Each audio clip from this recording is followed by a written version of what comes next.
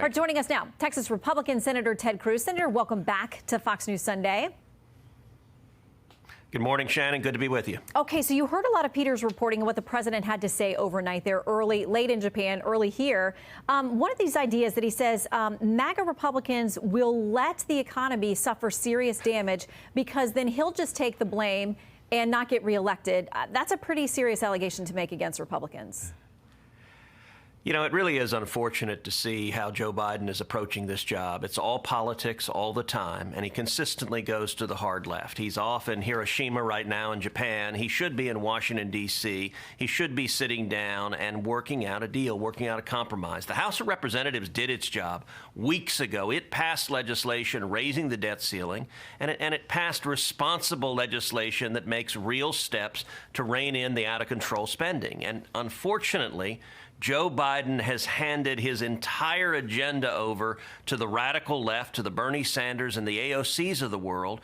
And his view is that he's willing to tank the economy because he's unwilling to give even a penny in the trillions in new spending that have caused the inflation that's hurting Americans all across the country. It's a blatantly unreasonable position, but yet he nonetheless smiles and just blames the other side. Well, is it fair to, he raised eyebrows by saying Republicans would let the economy default damage because they don't want to get him to get reelected, but fair for you to say that he's willing to tank the economy? Yes, it is, because there's one person on planet Earth with the power to ensure that we don't have a default. And you just played him a moment ago. His name is Joseph Robinette Biden Jr. A responsible president would have stood up at that press conference and said, "Understand and hear me now. The United States of America will never, ever, ever default on our debts. We will pay the interest of our debts." The president can say that. Why can he say that? He can say that because every month revenue from federal taxes exceeds the interest on the debt. He could take default off the table.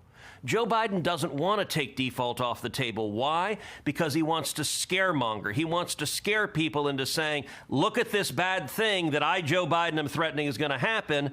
The only result is to leave $32 trillion in debt. You know what's amazing, Shannon?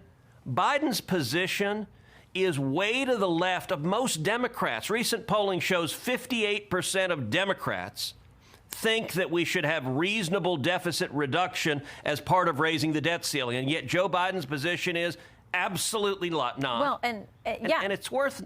Yeah, I was going to say that's the accusation on both sides, is that both sides are being controlled by the extremes of their party. You would say the left and many others, Republicans will say it's the progressives, it's the squad, it's the people who say that they won't even entertain work requirements for government assistance, those kinds of things. But the White House continues to say, by the way, we invited somebody from the White House to come on. They chose not to come on and talk about the debt ceiling today, but they did send us several memos. And one of them uses a lot of language referring to you and your party as extreme. You've taken the economy hostage. You're fighting tooth and nail to protect tax breaks for the wealthiest Americans and biggest corporations. You know, you're right. They use lots of angry rhetoric, and they call everyone else extreme. This is where actually truth and substance matters. If you look at the bill the House passed, it's a very reasonable bill.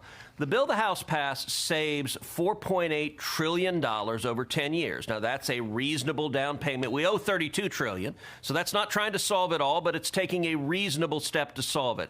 Now, how does it do it? The big thing it does is it reduces spending from current levels to what we were spending in December of 2022. In other words, 5 months ago. And the Biden White House says, these are draconian cuts, the world will end. I will ask you, Shannon, in December 2022, Christmas time, did you think suddenly the federal government had withered away? Just reducing it to what it was 5 months ago and then allowing it to grow 1% a year results in those savings. But the Democrats are all in. They want to spend, for example, on 87,000 new IRS agents. They want those IRS agents to harass the American people. And Joe Biden says it's extreme not to give them this army of IRS agents. Joe Biden wants to spend $30 billion that was appropriated for COVID funds. Now, Biden has declared the COVID emergency over, but he wants a $30 billion slush fund that hasn't been spent. I think what the House has done is very reasonable, and I'll tell you what Biden and the Democrats hate the most are work requirements for welfare. Listen, I believe if you're an able-bodied man, you ought to be working. And I think work requirements are one of the most compassionate things you can do because they get people back into the workforce, back providing for their family. And Joe Biden is threatening to veto the whole thing and default on the debt because he is so opposed to getting people back to work. Well, I mean, that's an extreme party. He voted for that at one point. He did. But there are the voices in his party who now say it is cruel to take away that safety net from people who need something in their lives to protect them when the economy is struggling, which it clearly is. I want to make sure that we get to the 14th Amendment because you are a constitutional scholar. I've seen you argue cases at the Supreme Court. You know this in and out. Today you heard what Peter Doocy just played, the president, that soundbite where he said, I think we have the authority to use it. Essentially, the president is looking at something that would allow him to go around Congress. He's not the only one. Not surprisingly, somebody you disagree with quite a bit from time to time, your former Harvard law professor, Lawrence Tribe, talking to the Harvard Gazette, said this: once Congress has authorized the executive branch to spend money, directed where and how it is to be spent, and appropriated the money, there's no question, given Section 4 of the 14th Amendment, which says public debt has to be paid, that the federal government must somehow pay in full those to whom its promises have been made pursuant to the law. Your Democratic colleague, Bernie Sanders, among many others, signed on to a letter this week, including with our next guest. He said it's unambiguous the president has that power. You heard the president say it this morning, too.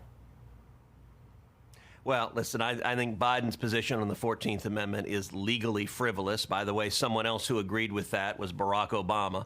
The left tried to convince Obama to do this, and Obama said, no, you can't do this under the Constitution, under the terms of the Constitution.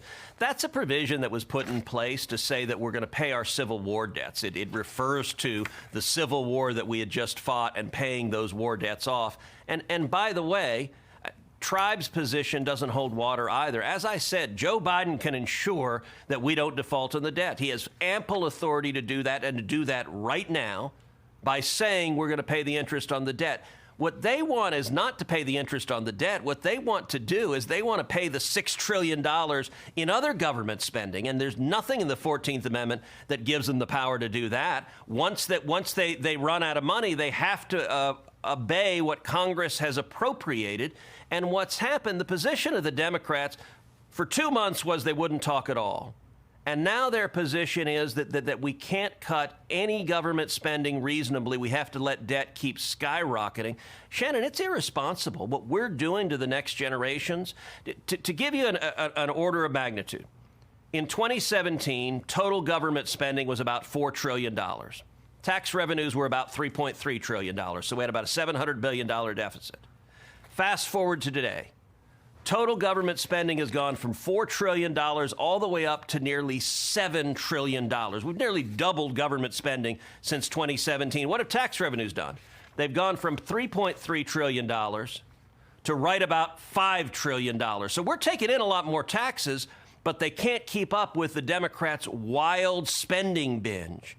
And this proposal is very reasonable. It's what a large majority of Democrats back home think we ought to do, which is have some reasonable restraints limiting spending. Okay, but fair to say, Republicans have added to what we have now in the debt. I mean, they voted for a lot of these things. Yes. You voted multiple times to raise the debt ceiling under President Trump. So why is this different?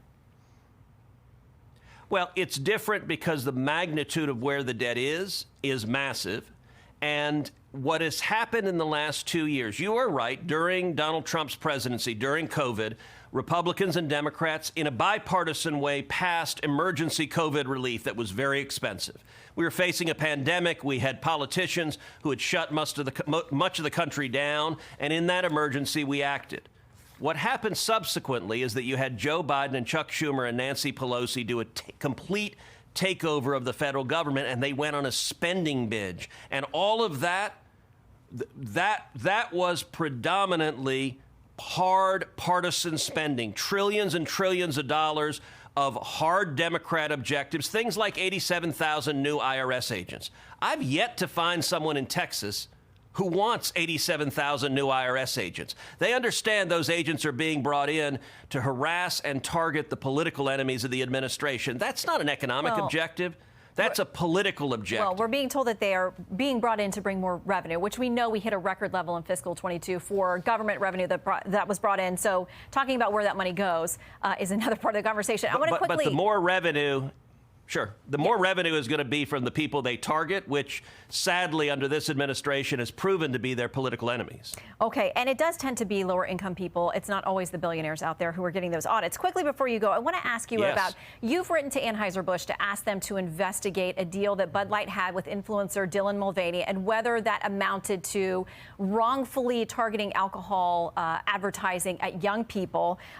There's been some pushback, as you would imagine. And there's been this warning from a lot of folks, including the Intelligencer magazine, says this: as Republicans prepare for 2024's presidential campaign, the fact that one cannot win a GOP primary without titillating culture war addicts is undermining the party's prospects for winning the next general election. Reuters has been reporting that GOP mega donor Peter Thiel doesn't want to get financially involved this time around because he's worried about focusing on things like transgenderism, on abortion.